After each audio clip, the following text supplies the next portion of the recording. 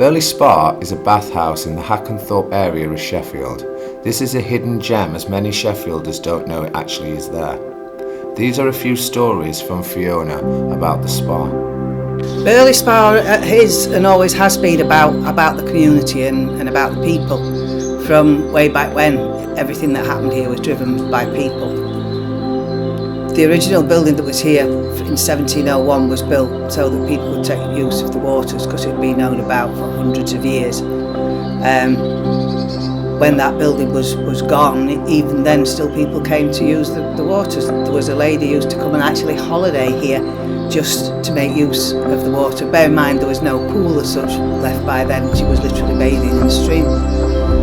When this building was eventually built, it was again built because of the wishes of the community. They wanted people to come, people to use it and benefit as they had from the quality of the water. The Earl of Manvers, who was behind it all, he took some convincing, and he was in his 60s before he thought it was a good idea. Perhaps by then even he thought the benefit of restorative waters could be useful for somebody like himself. Moving on through history, the building never did very well because it was so overpriced. It outpriced the community, which was a real shame. But people still flocked to the area and people still came. When it was reimagined in around 1913 as the Children's Pleasure Grounds, that's when it really began to take on a proper life of its own. It's when the pond was dug out, there was a paddling pool, sand pit, all manner of things, donkey rides. There was a lady from a history of Woodhouse said that she would come over and would pay extra to view plants in the greenhouse. It took us ages to figure out where the greenhouse was and if indeed it existed. And after much deliberation and some very strange conversations with people who lived here when they were children, we've established what was the greenhouse was probably at the front of the building across from the car park.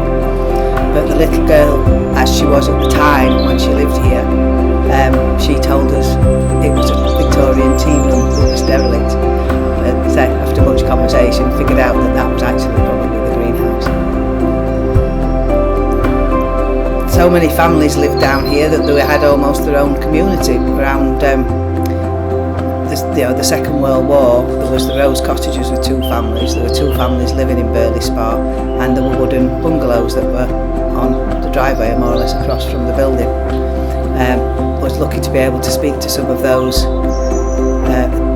As I said, they were children at the time, and their recollections are wonderful, but also tinted with through a child's eyes.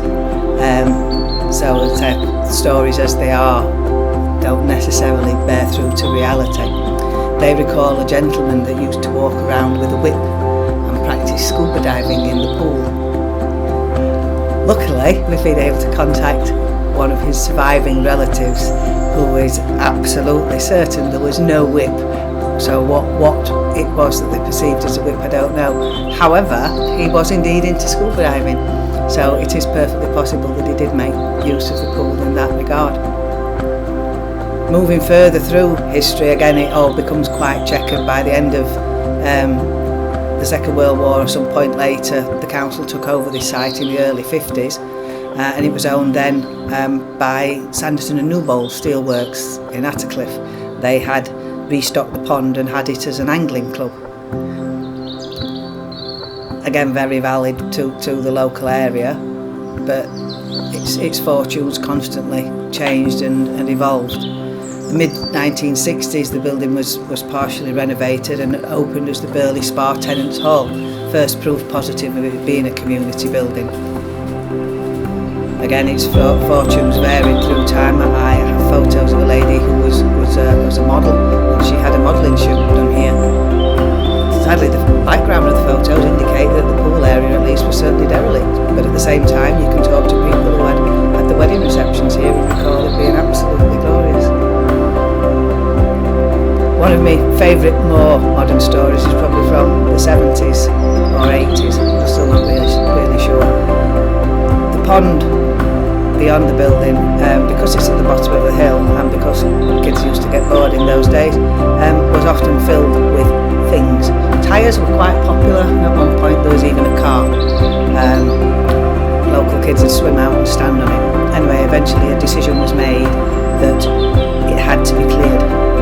So the question then was, what do they do with the fish in the pond?